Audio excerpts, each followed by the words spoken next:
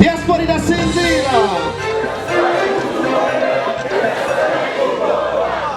Icyambere uravye urukino rw'uno munsi abakinyi ba Vitaro bagerageje gukina naho habaye amakosa amwe bagashobora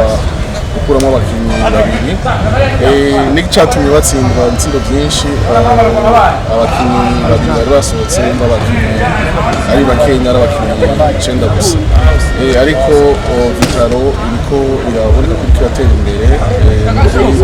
nibongera gushiramo ingufu bagasubira bagahura nka yange icyo nabonye cyo nk'umuronzi w'umurundi abangaha nka diaspora mu Musanze muri Tanzania Vitaro bagerageje hakenewe ko bakosora ibintu n'ahandi umupira arawubatse ntawe kuba yuko kimbure kubona bagize ingufu nke bagatsindwa ibitsindo bigera kuri 6 wabuze abafana bashobora kubafata mu mugongo yego na cyane abafana barafata bakabatera intege mbwa muravye abafana ba Yanga bari bahari ngaha bari benshi nibaza yuko iyo urukino rwari kubera nk'i Burundi ari kuba hakarusho kubera ndizeye ko bari kuba bafise abafana benshi yego wewe icyizere cya kazoza nka Vitaro cyangwa usanzwe urongoye diaspora ubona gute umupira uriko wivura wagute mu Burundi je nk'urongoye diaspora ngaha anarorera urukino nukuri iyi timu ya Yanga ni timu ikomeye cyane Vitaro ingene bakinye nk'abantu bazi umupira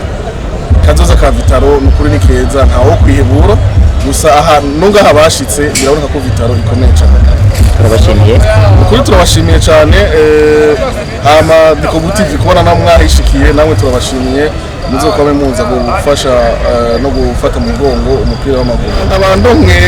gufata akantu kanya kugira ngo ntumire abarundi bose baba muri Tanzania yuko dufise inama dukoma ejo tukaba dufise n'umushitsi witeka nkuko mwabibonye matangazo twabashikirije Samuel Ndayiragije asanzwe arongoye diaspora ku rwego rw'isi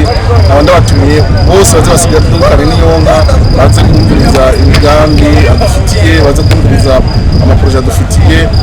kugira ngo dushobore guteza imbere igihugu cyacu murakoze cyane Diaspora inasinzira.